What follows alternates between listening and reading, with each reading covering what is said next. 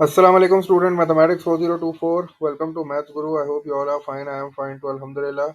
I hope your preparation is going well. इंशाल्लाह 6:45 PM पे आज क्वेश्चन आंसर सेशन है यूट्यूब पे लाइव। तो उसमें ज़रूर पार्टिसिपेट करना, अपनी क्वेरीज ले आना ताकि कंसर्न जो है तुम्हारे क्लियर हो जाए। बाकी P2 की वीडियो मैंने नहीं बनाई थी। P2 के बारे में असल में इंफॉर्मेशन मेरे पास जो है ना वो इतनी एग्जैक्ट नहीं है, तो थोड़ी सी है वो तुम लोग के साथ शेयर कर रहा हूँ इस वीडियो में। जल्दी से देख लो, टॉपिक्स की बात कर लेते हैं P2 में और उनकी वेटेजेस की भी बात कर लेते हैं। P2 जो है उसी दिन है, मंडे को ही होगा इंशाल्लाह। P1 के बाद 15 मिनट्स का ब्रेक होगा, उसके बाद P2 होगा। P2 में कैलकुलेटर अलाउ है, 100 मार्क्स का है P2। और पेपर 2 में 2 hours 30 minutes तुम्हें मिलेंगे कंप्लीट करने के लिए। टॉपिक्स की अगर बात करें तो इसमें जो मैंने टॉपिक्स की लिस्ट लिखी है उसमें द फर्स्ट टॉपिक है सर्कल प्रॉपर्टीज। ठीक है, सर्कल प्रॉपर्टीज की वेटेज जो है ना वो 6 to 8 मार्क्स की जो है वो तुम एक्सपेक्ट कर सकते हो पेपर 2 में। पेपर 2 में जो सर्कल प्रॉपर्टी का क्वेश्चन आता है थोड़ा सा जो है वो डिफिकल्ट होता है। और इसमें ये हो सकता है कि आपको 4 पार्ट्स मिल सकते हैं, दो दो मार्क का जो है ईच पार्ट हो सकता है। अच्छा, अगर 2 मार्क्स का पार्ट होता है ना तो इसका मतलब है you have to show some working या रेफरेंस तुम्हें लिखना पड़ेगा। अगर तुमने डायरेक्ट आंसर लिखा तो मे बी पॉसिबल उसमें तुम्हारा 1 मार्क कट जाए। तो कोशिश करना कि अगर 2 मार्क्स का पार्ट होता है ना तो उसमें वर्किंग भी करो, रेफरेंस भी लिखो। ठीक है, तो सर्कल प्रॉपर्टीज जो है वो बड़ा इंपॉर्टेंट टॉपिक है P2 के हवाले से भी। ट्रिग्नोमेट्री की बहुत सारी वेटेज है, ट्रिग्नोमेट्री तुम्हें पूरी कंप्लीट करनी है। बेरिंग भी है उस P2 के क्वेश्चन में।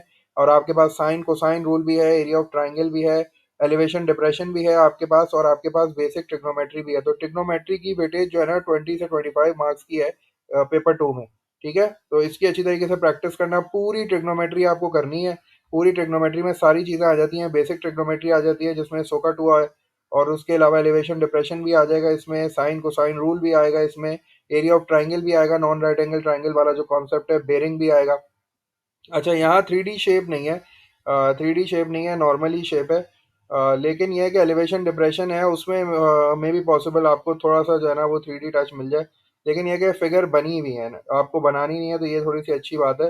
लेकिन आप जब प्रैक्टिस करो तो भाई हर तरह के केस की प्रैक्टिस कर लो, ताकि जो है ना वो आपको वहाँ प्रॉब्लम ना हो।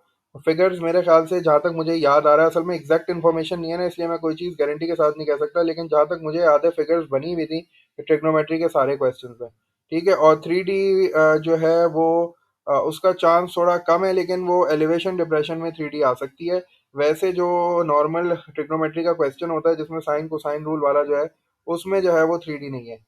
हाँ, मे बी पॉसिबल वो बेसिक वाला जो क्वेश्चन है उसमें 3D थोड़ा सा शेप आ जाए, लेकिन वो बेसिक होगा, 90 डिग्री बना हुआ होगा, तो तुम्हें आइडिया हो जाएगा। ठीक है, तो ट्रिग्नोमेट्री की वेटेज ज़्यादा है, ट्रिग्नोमेट्री पे ज़्यादा फोकस करना P2 के हवाले से। उसके बाद काइनेमेटिक्स है, काइनेमेटिक्स के 2 क्वेश्चंस हैं पेपर 2 में।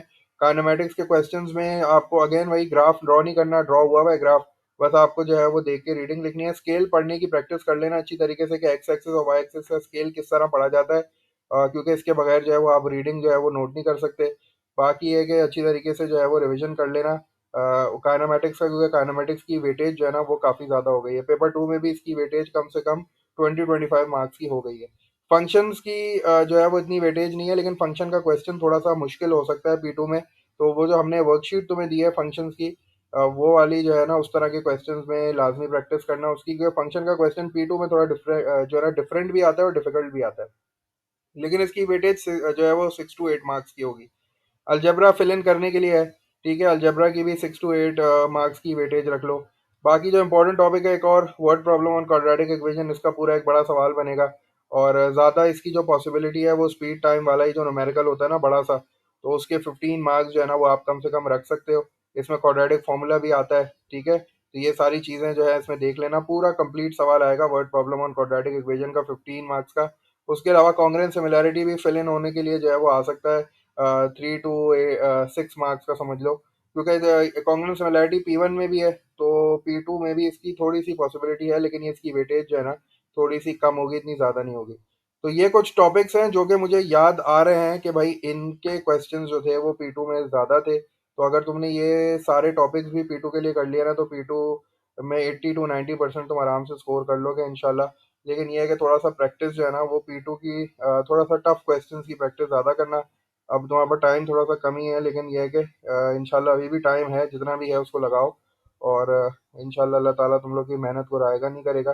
बाकी ऑल द बेस्ट, इंशाल्लाह 6:45 पे मिलते हैं, अपनी क्वेरीज लेके आना इंशाल्लाह।